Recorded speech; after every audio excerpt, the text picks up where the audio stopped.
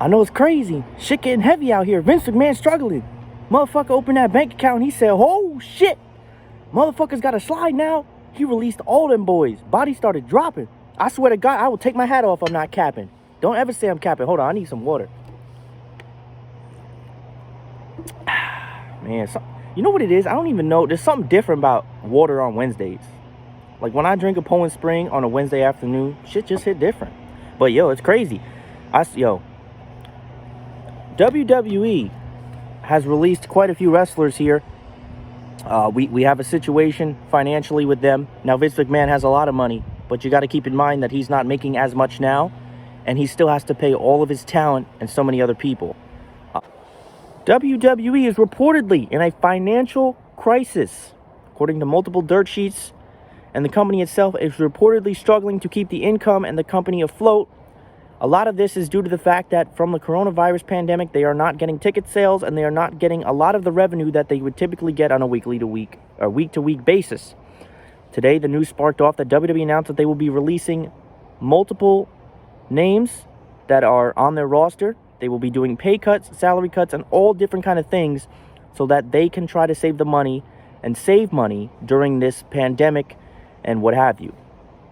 About an hour ago, WWE announced, I may have missed some on this list, they announced, from what I know, 10 names that have been released from their WWE contract. And when you really look at the names, I feel like a lot of you can probably name 4 or 5 of these off the top of your head that Vince McMahon can release to save money. I have 10 names written down here, and I'm basically going to walk you through the 10 names that were released. And again, there may be more coming on the way, but these are 10 names off the bat that have been released. And when I honestly, from a huge standpoint, when I look at this list, I can't really sit here and tell you that I'm surprised whatsoever, because a lot of these names have not been booked into anything on WWE television that's been prevalent whatsoever. So I'm going to go over these names. And another thing, I don't know what news site this was, but they reported that in terms of the coronavirus pandemic, that they said that the San Francisco 49ers losing the Super Bowl could have been one of the best things that happened for the coronavirus pandemic, because the Bay Area, from what I know, was one of the first places that was affected by this or hit in the United States from the coronavirus. And they state that it would have, had the 49ers won the Super Bowl, usually it's a couple of weeks after, sometimes a month after, that they would have the parade in the Bay Area, and that could have been very, very bad for the state of California in terms of the coronavirus and the spread of it as well. So let's go over both of these topics, and I'm going to just basically give you insight, and I'm going to tell you exactly how it is, because nobody does it better. Things first. Before I get into this, WWE has been deemed essential. They were deemed essential yesterday, and they were given the green light to continue taping their weekly television shows from their Orlando training facility. And from what we're told, I don't know if Raw was on Monday, and I don't know if SmackDown will be on Friday, but we are told that these shows are also live. Obviously, they will have no crowd, but they will continue doing their weekly television as they were given the permission from the green light. A lot of people say that this green light was given by Donald Trump. From a higher standpoint, we know that Vince McMahon and we know that Donald Trump are very, very tight. And I think that that is where it first began to spark. I do think that they probably had some kind of conversation, and Donald Trump gave the green light, and then the Florida mayor followed and gave his green light. And so WWE will continue their television crowdless, and that is the choice they make. Now, I can't really knock Vince McMahon from it. I was one of those people where I wasn't so sold on them doing WrestleMania. I thought that it was a bad idea. And a lot of the show kind of showed you that was a bad idea. And I wasn't even saying it from an entertainment standpoint. I just think that, you know, they shut down the MLB, they shut down the NFL, they shut down the NBA, NHL. And, you know, I do have to knock AEW also, because they are also doing it. So it's not just WWE. I don't really think that they need to be doing it now, but they're doing it as well. So again, AEW does get put into this also. Now, I know the reason why they're doing it is because they want to provide the fans with entertainment, and I understand that, and I definitely respect all of the wrestlers that are going out there and putting really their life, well, they put their lives on the line every night, but the wrestlers that are going out there and during this trying time, just to give us entertainment. So it's never a thing of me not respecting it. It is just kind of where it goes from that standpoint. So today, we kind of figured this, again, because we have to understand that Vince McMahon is not generating the revenue that he typically does from ticket sales and all of these other things. So we kind of understood this. And they've announced, I don't know if WWE publicly announced it, obviously they won't publicly announce it, but other dirt sheets and different kind of things have announced that they are in some kind of financial crisis, and I definitely do believe that. And I think that when something like that comes up, the first two things that people think of are, well, let's cut pay, let's save money, and instead of giving these checks and signing them to people that have no input and no value on our television. And I don't mean that for everybody, because I think that a lot of these names here are very talented individuals. But I don't think that, and well, it's not even a matter of thinking. I don't know, or not even a matter of know either. None of these guys really in the last couple years have had any type of impact. There's one group on here. It is a tag team that has had some kind of impact on WWE television. And it's one of those are actually, it's one of the groups that I was surprised got released. But again, the first thing you do is, well, how can we save money? Obviously, we're going to have to pay these wrestlers, but there's WWE has so much talent on their roster that is just wasting away. And again, I feel like a lot of it is not a matter of talent. A lot of times they just don't have anything for them creatively. They don't have any type of impactful and meaningful storylines that they can put them under. And that is just part of the reason why they just float away. But you have to keep in mind, while they're doing that, not only are they frustrated, they're getting paid all of this money, and I would assume that most of them are probably getting at least $200 to $300 minimum $1,000 a year, or just weekly checks that are just in their pocket. Again, I'm sure that a lot of these wrestlers that aren't here are used on live events, but they haven't been putting in anything that's notable on WWE. So from a fan standpoint, we don't really know these people. Now, obviously, I know these people. We know they're there, but from a fan standpoint, they don't even exist, and nobody knows where they are.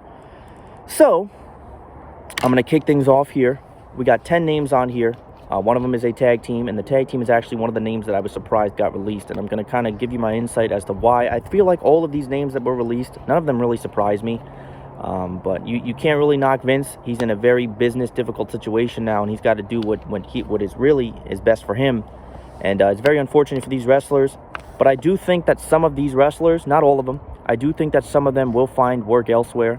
Again, AEW can't just be a landing ground for wrestlers that are cut by WWE or just are unhappy there. I feel like AEW has to have the mold for you, and I think that there's a couple names on this list that do have the mold for AEW. But without further ado, let's get this list started.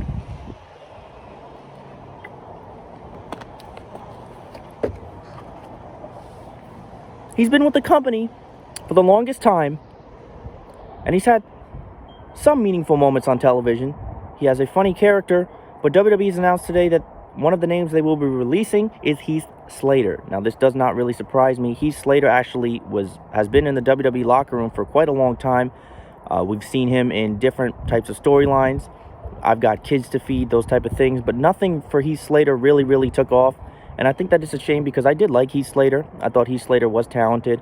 I don't really know where he'll go from here. Again, he was tag team champions with Rhino for a while on that little stink, but Heath Slater was just kind of more of a comedy act, and he was just a guy that would lose matches a lot.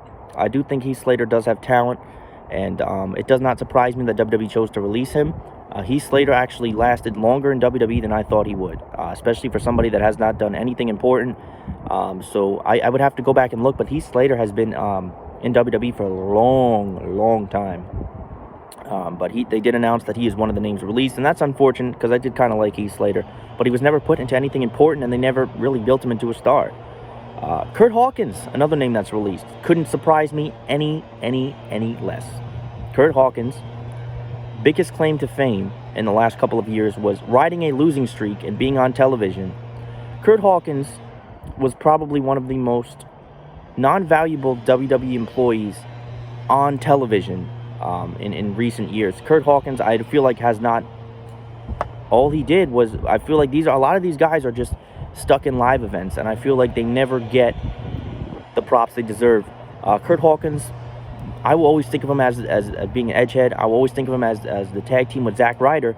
But, as a singles runner, anything else, Curt Hawkins never really did anything. He got over on a losing streak, and his gimmick was to go out there every week, act idiotic, and just lose matches. And he was probably a guy that was used a lot in live events, and it does not surprise me. We don't know what their salary was or whatnot.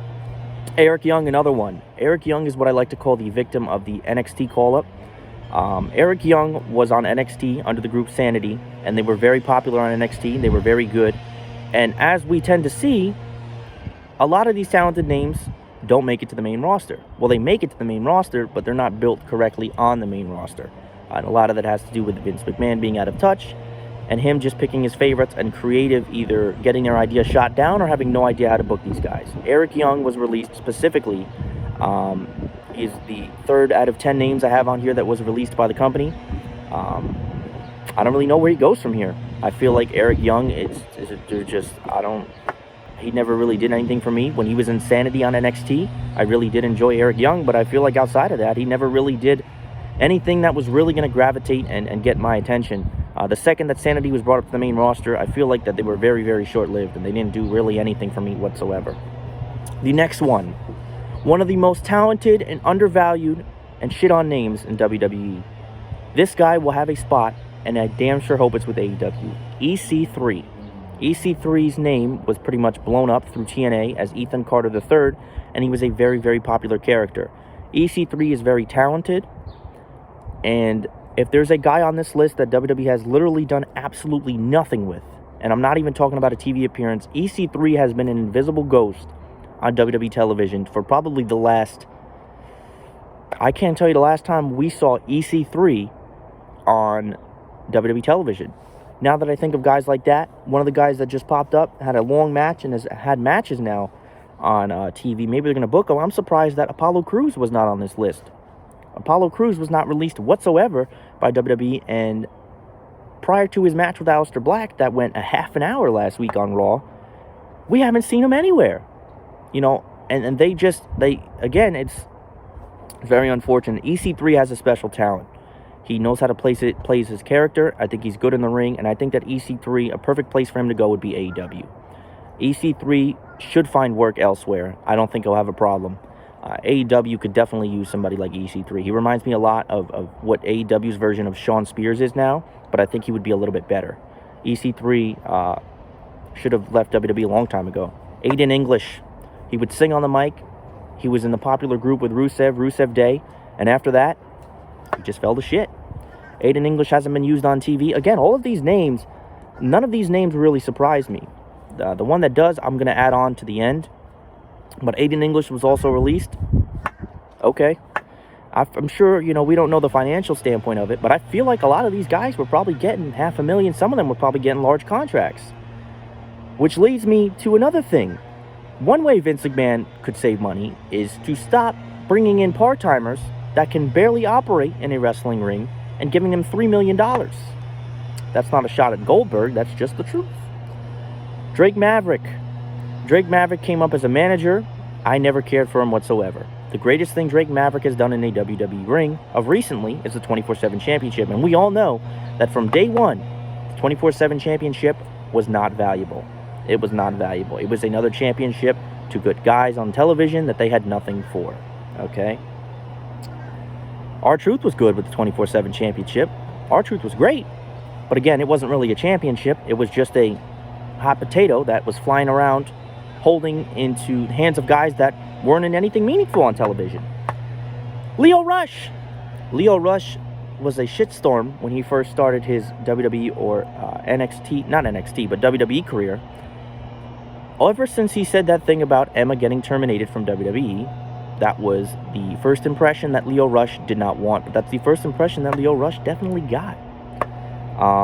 They haven't put him, you know, they paired him with Bobby Lashley. Again, Bobby Lashley's another one of those guys. I guess they like what they're doing with Lana, but Bobby Lashley probably makes a good chunk of money. Is he really relevant to WWE television? So that, to me, that's just one of those things. I don't... Lio Rush is very, very, very talented in the ring. He did make my ears bleed sometimes when he talked, but Lio Rush should be able to find work in another wrestling promotion, and I hope that it is AEW, because really, the problem is that the only alternative to WWE that's going to be on their level is AEW. We saw Luke Harper go. Luke Harper was way, way, way underrated. He had AEW written all over him. The Revival were asked for their release they're going straight to AEW because they are one of the best tag teams in the world, and you damn sure know that. Kurt Angle, still employed with the WWE. I actually forgot about that. Kurt Angle, ever since the ending of WrestleMania 35, from what I know, has been in a backstage role, and WWE has released Kurt Angle. I'm sure that they, believe it or not, probably gave Kurt Angle a decent chunk of money, so that doesn't really surprise me why they released Kurt Angle. But WWE did make the decision to release Kurt Angle. Again, he hasn't been on TV. I'm sure an opportunity will come up in the near future, but for right now, Kurt Angle is not going to be in part of the WWE backstage role, and I don't think that that's an issue because Kurt Angle is probably doing pretty well financially, and I think that when the wind clears and the WWE gets back up on their financial feet, I think that he will most likely probably have a place back there. But it does not need to be in a wrestling ring. We all love Kurt Angle. He's one of the all-time greats, but we do not need to see him in a wrestling ring, okay? Last but not least, Anderson and Gallows were released. That kind of surprises me. WWE does not have a tag team division to begin with on either brand, but it does surprise me that Anderson and Gallows, who've been on TV pretty frequently, have been released. More so because they've had an important pairing with AJ Styles and the OC. Again, I don't think the OC is that great. The pairing with Styles is definitely cool. I do like that. But WWE has announced that Anderson and Gallows have been released, and that one is the one that kind of surprises me. I think that a lot of these wrestlers that are getting released, I feel like the only thing that they are going to think about is AEW because there's no other real alternative. TNA is kind of garage wrestling, and that's no insult to anybody that works there because, if you work in any wrestling promotion, you are talented. But New Japan is good, but it's the other side of the world, and it doesn't get as much publicity in the United States as a lot of other places. Ring of Honor is the same thing. Ring of Honor is really just no interest to me. AEW is really the only alternative. And again, TNA is so just bleh right now. So, but I'm very surprised that they kind of chose to release Anderson and Gallows because they've been in prominent roles. Now, I don't think they're the greatest tag team, but again, it's just, AJ Styles can definitely tango and hold his own. He doesn't need the OC whatsoever. But I was surprised about that, but I had a feeling that Anderson and Gallows probably make a much bigger contract than we think. And I think that they were guys that they did like. But, it is what it is, folks, really, honestly. I mean, all of these names that have been released, it doesn't really surprise me at all, really.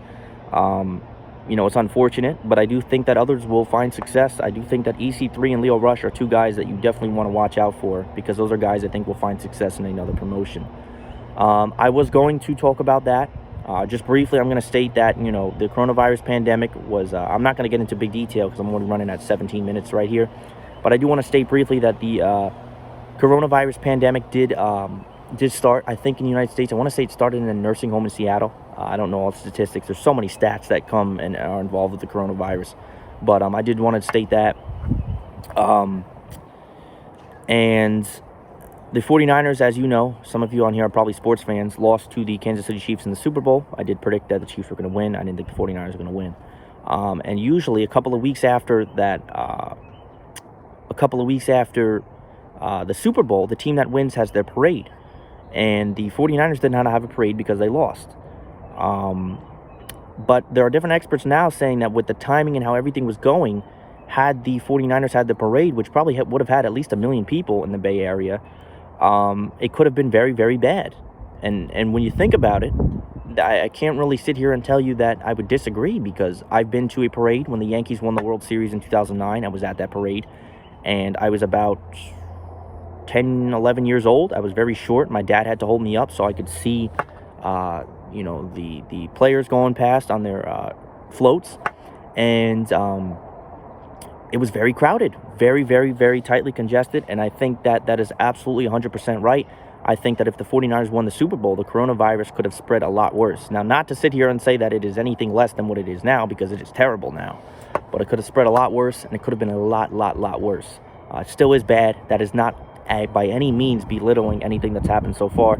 But that's just kind of what I wanted to talk about. This was a WWE heavy video. I do appreciate everybody for watching, as always. And stay tuned. I'm going to keep things going here, and everybody stay safe.